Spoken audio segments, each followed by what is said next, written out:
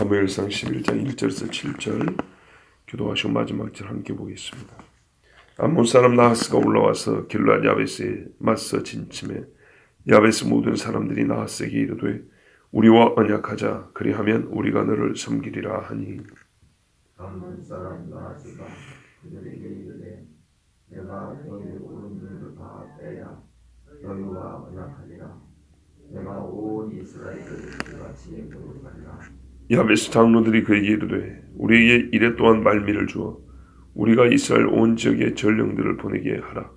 만일 우리를 구원할 자가 없으면 내게 나아가리라 하니라.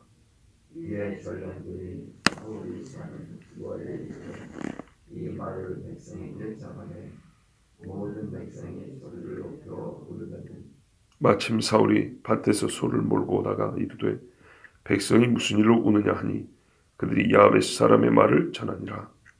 사울이 그 말을 들을 때에 사울의 성이 그의 감동되네. 그의 노가 크게 일어나 한결이에 소를 잡아 각을 뜨고 전령들의 손으로 그것을 이스라엘 모든 지역에 두루 보내어 이르되 누구든지 나와서 사울과 사무엘을 따르지 아니하면 그의 소들도 이와 같이 하리라 하였더니 여호와의 두려움이 백성에게 임하매 그들이 한 사람같이 나온지라. 아멘. 암몬 족속의 나하스라는 사람이 이스라엘의 요단강 동쪽에 사는 길르앗 야베스라는 동네를 치러 들어왔어요. 아직 친 건 아니고 그에 맞서서 이제 이렇게 진을 치고 있었는데, 야베스 사람들이 이 나하스를 맞서 싸울 만한 힘이 안 되니까 뭐라냐면 언약하자. 그러니까 우리 서로 조약을 맺자. 우리가 당신의 종이 되겠다. 이렇게 얘기를 했어요. 그랬더니 나하스가 뭐라 그랬냐면 내가 너희 오른쪽 눈을 다 빼야 언약한다 이런 말을 했어요. 그 말은 뭐냐면 종이 되겠다는 언약을 하자 그랬는데 그것도 눈을 다 빼야 맺어주겠다 이런 말이에요. 종이 되든지 뭐가 되든지 하여튼 눈을 다 빼고 시작하자 이렇게 얘기를 했어요. 이 말은 나는 너희들과 언약이고 뭐고 할 마음이 없고 다 죽이는 게 목적이다 이런 말입니다. 다 죽여버리고 이스라엘이 가지고 있는 이 가나안 땅을 내 것으로 만들겠다. 이것이 나하스의 목적입니다. 그러니까 내가 온 이스라엘을 이같이 모욕하리라. 2절 이렇게 되어 있죠. 이 사람의 야심이 이겁니다. 길르앗 야베스가 가까우니까 여기서부터 시작해서 전 이스라엘 영토를 뺏겠다는 말입니다. 그렇지 않고 너희가 나에게 종이라도 되겠다 하면, 전쟁을 안 하겠다 하면 종 될 수밖에 없죠. 종을 하고자 해도 눈을 다 뺀 다음에 하겠다. 이거는 있을 수가 없는 이야기죠. 종이 될 때는 항복인데 항복한 사람 눈을 빼는 경우가 있습니까? 이거는 말은 조건이지만 실제로는 전혀 약속, 언약, 계약 이런 거 맺을 생각 없다 이런 말입니다. 자, 길르앗 야베스는 우리가 사사기에 보면 베냐민을 향하여 한 형제가 전쟁을 일으킬 때 군대를 보내주지 않아가지고 동족에 의해서 몰살당한 동네입니다. 누가 베냐민을 치는데 군대를 안 보냈냐 했더니 길르앗 야베스에서는 한 사람도 안 왔습니다. 그래? 거기 있는 남자들 다 죽여버려. 여자들도 남자란 여자는 다 죽여버려. 그래가지고 동족에서 몰살당할 일보 직전까지 갔던 그 동네가 길르앗 야베스예요. 다시 이제 일어났으니 사람이 몇 명이나 되겠어요. 나중에 이 사람들이 얼마나 의리가 있냐면 이때 사울이 살려주잖아요. 사울이 블레셋 사람한테 죽임을 당하고 목이 잘려 있을 때 길르앗 야베스 사람들이 특공대를 조직해서 블레셋 진영에 쳐들어가 사울과 그 아들의 시체를 가져 나옵니다. 그리고 장례를 치러주고 7일 동안 금시가 한 동네가 바로 이 길르앗 야베스입니다. 나름대로 신념 있고 의리가 있는 사람들이에요. 이제 이 사람들이 이렇게 해서 죽임을 당하게 됐어요. 그때 길르앗 야베스 장로들 이렇게 말합니다. 암몬 사람 나하스한테 이래 또한 말미를 주라. 우리가 이스라엘 온 지역에다가 전령을 보내어서 누구든지 우리 좀 구해달라고 하겠다. 그런데 보내가지고 아무 대답이 없으면 그때는 우리가 너에게 나아가겠다.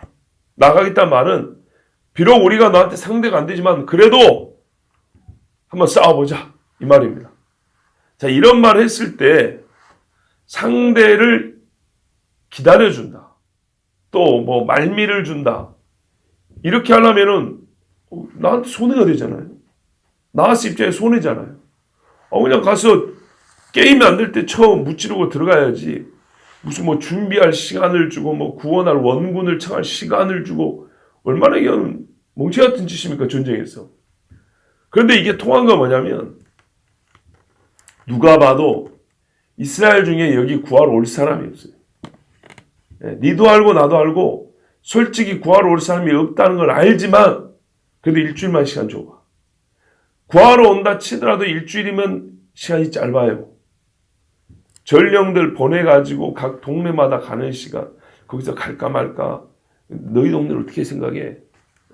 형제님은 형네는 어떻게 결정했어? 뭐 이런 거 하고 몇 명이나 모을까 이러고 오면 일주일 금방 가버려. 생각을 해보세요. 뭐 비행 타고 오는 것도 아니고 헬리콥터 타고 오는 것도 아니고. 자, 그리고 뭐 맨날 그렇게 막 같이 전쟁했던 것도 아니고 길라냐 야베스 자기들이 말이죠 미워했던 그 동네니까 솔직히 누가 올 사람이 없다는 걸 알기 때문에 길란 야베스가 나하스한테 이렇게 제안할 수 있었고 나하스도 그래 한번 해봐라. 누가 오겠냐? 온다고 한들 나한테 상대가 되겠냐? 그래 뭐 다 오라 그래. 해봐. 그리고 이제 시간을 줬어요. 워낙에 게임이 안 되니까 시간을 줬어요. 그것도 시간을 달란 말이 통했어요. 자, 이래가지고 이제 전령들이 이스라엘 전 지방으로 보냄을 받았습니다. 전 지방 해봐야 뭐 동네가 얼마나 큽니까만은 하여튼 가가지고 소식을 전했어요. 길란 야베스가 죽게 생겼다. 나하스가 하는 말이 눈을 뺀 다음에야 종이라도 시켜주겠다. 뭐 이렇게 합니다. 막 얘기를 했더니 다른 동네 별 반응이 없어요. 아니면 이 동네와 이 동네의 반응만 적어놨을 수 있는데 유독 4절 보면 사울이 사는 기브아에 전령들이 이르렀을 때 이 말을 백성에게 전하매 모든 백성이 소리를 높여 울더라 이렇게 돼 있어요. 다른 지역에서도 뭐 울는 사람이 없었겠습니까만은 유독 사울의 동네에 이르렀을 때 사람들의 반응이 격한 거예요. 크게 울고 크게 슬퍼하고 사람들이 막 온 동네 사람들이 통곡을 하고 난리가 난 거예요. 사울이 마침 그 소식을 못 듣는 채로 저 동네 밖에 밭에 가서 밭을 갈고 일을 하다가 돌아오게 됐어요. 돌아오는데 동네 사람들이 막 울고 있단 말이에요. 그래서 난생 처음 보는 일이에요. 아니 왜 사람들이 울고 있는 거예요? 이를 물어봤더니 야베스가 어쩌고 저쩌고 이제 얘기를 해주는 거예요. 자, 일단 여기서 볼게요. 왕이 지금 뭐하고 있습니까? 밭 갈고 있어요. 전혀 왕직을 수행하지 못하고 있고 시간이 흘렀음에도 불구하고 평시에 자기가 하던 일을 그대로 하고 있죠. 그러니까 누구도 왕으로 옹립을 안 해준 거예요. 예, 그만큼 사울이 뭐 했다고 해요? 인정을 못 받았어요. 지금 기름 부음 받은 지가 언제예요? 제비 뽑은 지가 언제인데 아직까지 누가 뭐 저기 가서 수도를 정합시다. 뭐 군대를 조직합시다. 정부를 구성합시다. 뭐 이런 말도 없고 자기 집에 따라온 사람들 같이 일이나 하면서 그러고 지내고 있었어요. 자, 그런데 이제 일이 벌어진 거죠. 야베스 사람들 말을 들을 때 하나님의 영에게 크게 감동되었다. 그리고 크게 노하였다. 하나님의 영에 의해서 노함이 발동이 된 거예요. 고린도전서도 그렇죠. 사랑은 불의를 기뻐하지 아니한다 그랬어요. 미워한다 그랬어요. 온 이스라엘 사람의 눈을 빼겠다는 게 나하스의 야심이다. 곧 이스라엘을 없애버리는 것이 자기의 뜻이다. 이 말은 곧 하나님을 섬기는 자를 땅에서 없애버리고 하나님의 이름을 지어버리겠다. 이 말에 당연히 하나님이 노하시죠. 근데 그 노를 아무나 똑같이 느끼게 해주지 않아요. 근데 사울에게 하나님의 영이니까 하나님의 속에 있는 것을 하나님의 영에 두고 알리요. 영이 이면이 노했다는 말은 하나님이 노했다는 말이에요. 하나님의 노함, 그 심정을 사울이 그대로 갖게 됐어요. 감히 만군의 여호와를 모욕하다니, 그의 백성을 모욕하다니. 이게 이 훗날 다윗이 골리앗 앞에 갈 때 그 노함. 이 사울도 처음에 이렇게 똑같은 은혜를 받은 거예요. 그러자 사울이 자기가 밭을 갈고 있었잖아요. 옛날에 농기구가 안 좋아서 그런 것 같아요. 소를 2마리씩. 우리도 그러긴 해요. 어쩌다가. 소 1마리도 귀한데 이제 2마리를 같이 묶기는 좀 어렵지만 여유가 있으면 2마리를 같이 묶으면 힘이 남기 때문에 서로 수월하게 갈 수가 있죠. 한 결이 2마리 한 쌍입니다. 2마리를 잡아가지고 각을 떴습니다. 그리고 이거를 전령들을 시켜가지고 역시 이스라엘 모든 지역에 보냈습니다. 자, 보십시오. 야베스의 전령에는 군대를 동원하지 않았어요. 예. 슬퍼한 사람도 그렇게 많이 없었고, 슬퍼했다 하더라도 아이고 우리가 어떻게 암몬하고 싸울까 하고 겁이 나서 군대를 내어주지 않았어요.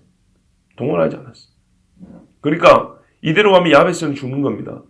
그렇게 이런 상황에서 하나님의 영이 감동되니까 사울이 나섰고, 이 하나님의 영에 의해서 감동된 일로 말미암아 군대가 동원되기 시작했어요. 누가 나섰어요? 사울이 나서서 일을 함으로 군대가 동원되게 된 거예요. 뭐라고 말을 덧붙였냐면, 누구든지 나와서 사울과 사무엘을 따르지 아니하면 그의 소들도 이와 같이 하리라. 여기에 사무엘을 끼웠죠. 자기 이름만 넣은 게 아니라. 이거는 사무엘에게 무슨 동의를 구한 것도 아니고, 사무엘이 옆에 있어서 내 이름도 같이 써라 그런 것도 아니지만, 자기가 왕이 된 것을 사무엘이 기름 부은 걸 다 알기 때문에, 또한 이 일은 이제사 생각이 났는데 사무엘은 말 맞다나 기회를 따라 하나님의 영이 주시는 감동들을 하라 그랬는데 지금에서야 그 일을 하는 거 아니겠습니까? 그렇다면 이 일에 사무엘이 반대할 일이 없고 사무엘의 말들 하는 것이고 사무엘이 분명히 기도를 함께 할 게 당연했기 때문에 사무엘 이름을 넣었습니다. 물론 순전히 정치로 보면 사무엘의 이름을 한 자 넣어야 사람들이 따라올 것이다 하는 그런 생각도 했겠지만, 중요한 거는 사무엘 이름 팔리를 했으면 진작부터 했을 수 있는데 지금은 하나님의 영에 따라 일을 했다는 겁니다. 자, 이렇게 해서 전령을 보냈습니다. 그런데 말이죠, 전령을 이렇게 보냈다고 해서 사람들이 오겠습니까? 이게 온다는 게 그리 쉬운 일이 아니다. 아니, 야베스 사람들이 가가지고 그 어려운 사정을 해도 울기는 아닌가요? 군대를 보내기는커녕 울지도 않는 사람들이 사울 집까지 게 뭔데 우리 보고 군대를 내놓으라 뭐 따라오라 마라 그래 이럴 수 있는 거 아닙니까? 아니 지가 뭔데 뭐 참 뭐라 그랬냐, 따르지 않으면 그의 소들도 이와 같이 아니 와서 우리 소 한번 각 떠보라 그래. 지가 어느 세월에 이스라엘 온 동네를 다니면서 소를 각을 다 뜰 거예요. 그리고 각 들어오면 우리가 가만히 있어? 죽으려고 이놈 새끼가. 그러면서 못된 사람이 이렇게 말할 수 있어요. 그렇죠. 왜냐? 아니, 제비 뽑은 날도 불량배들이 나서서 그랬잖아요. 지가 뭔데 우리 왕이요 뭐 이랬잖아요. 지금까지 그날이 언젠데 맨날 집에서 밭에서 일이나 하던 사람이 갑자기 말이죠, 뭐 각을 떠버리니 뭐 안 나온 너희들 소도 이 모양으로 만들어버리니 기분 나쁘게 생각하면 웃기고 있네 이러고 말할 수 있는 거예요. 그냥 좋게 하나님의 전쟁 하나님의 이름을 위해 싸웁시다 이러면 될 거를 거기다 대놓고 안 오면 너희들 소를 그냥 확 다 잡아버린다 그러니까 에이 이 말이 기분 나빠서 안 가 이럴 수도 있다고요. 그래 뭐 각되는 거 보자 그래 이럴 수 있다고요. 근데 말이죠, 이런 백성들의 뭡니까? 현실의 조건. 그러니까 군대로 나가면 자기들도 죽을 수 있고, 또 사울의 말 때문에 괜히 뭡니까? 트집을 잡고 화가 나가지고 사울과 오히려 맞설 수 있는데, 그러지 않고 이 사람들이 군대를 다 보냈다는 거 아닙니까? 왜 그러냐? 결정적 이유는 이것 때문입니다. 여호와의 두려움이 백성에게 임하매. 이 전쟁은 여호와 하나님이 못난 사울을 진정한 이스라엘의 왕으로 세워주시려고 준비하신 전쟁입니다. 그래서 온 백성이 한 사람 같이 나온지라 곧 한 마음으로 나왔다는 겁니다. 그렇게 돼 있죠. 자, 여기 2를 보십시오. 야베스 사람들이 전쟁을 생각할 때는 순전히 고대 사회에서 영토를 뺏고 종 삼기 위해서 재산 뺏기 위해서 일어날 수 있는 전쟁으로 생각을 했는데 이스라엘 사람들의 되어먹은 그 모습들을 볼 때는 누구도 자기들을 도와주리라고 생각도 안 했어요. 실제로 전령들 보내보니까 그렇고. 그런데 길랏 야베스 사람들이 결국에는 어떻게 구원을 받습니까? 이스라엘 와서 도와주기 때문이죠. 그 사람들이 왜 도와줘야 되냐? 여호와의 영이 마음을 두렵게 해서 사울에게 군대를 보내게 했기 때문입니다. 그 일은 어떻게 됐냐? 사울이 왜 그들에게 군대를 달라 했냐? 여호와의 영에 감동이 되어서 사람들에게 군대를 보내라. 이렇게 명을 내렸기 때문입니다. 결정적인 순간은 언제 있었냐면 여호와의 영이 사울을 감동시킴에입니다. 여기서부터 일이 된 것이고 전환된 것이지. 그 전까지는 길랏 야베스 사람들이 다 죽게 된 이런 급박한 상황이 이스라엘 사람들에게 마음을 움직이게 했던 건 아닙니다. 그 급박한 상황이고 뭐고 이스라엘 사람들은 전혀 마음을 움직이지 않았습니다. 그런데 여호와의 영이 사울을 사로잡고 그 여호와의 영이 백성들의 마음을 움직이니까 길랏 야베스를 향하여 구원할 자, 즉 원군들이 구성이 됐습니다. 완전 할렐루야죠. 여호와 하나님은 사울이 소수의 베냐민 사람들을 끌고 가서 암몬을 치고 길랏 야베스를 구하게 하실 수 있습니다. 그럴 수 있죠. 전국의 이스라엘 사람을 다 안 모아도 됩니다. 사울 한 사람을 삼손처럼 강하게 하셔서 길랏 야베스를 구할 수도 있습니다. 옛날에 삼손 혼자서 블레셋을 치지 않았습니까? 그러니까 무슨 말이냐면 하나님이 사울을 인정받지 못한 이 사울을 이스라엘 사람들 눈에 크게 하셔서 아 진짜 우리 왕이구나 이렇게 세워주실 목적이라면 조그만 사람 데리고 와서 전쟁을 이기게 하시거나 사울 한 사람 가서 나하스를 치고 길랏 야베스를 구할 수도 있습니다. 근데 하나님이 그렇게 하지 아니하시고 전 이스라엘을 모으셨습니다. 왜 그랬을까요? 사울의 왕권을 강하게 하시려면 사울 한 사람을 도드라지게 하면 되는데 왜 전 이스라엘을 다 모아가지고 이 전쟁을 치르게 하셨을까요? 말하자면 영광을 다 나눠 가지게 했을까요? 여러분 진정한 왕정국가가 되기 위한 조건 중에 중요한 한 가지는 왕의 특별한 능력의 결과를 취하는 것이 아닙니다. 우리 왕이 대단해서 이런 복을 받았네 하고 그 결과만 취하는 것이 아니라 저 멀리서 들려오는 왕의 능력 행함을 듣는 것이 아니라 왕이 싸우는 것을 함께 보는 자가 되는 것. 전쟁에서 왕의 지휘를 받아 승리를 같이 맛보는 겁니다. 그러니까는 그 왕이 우리의 왕이다.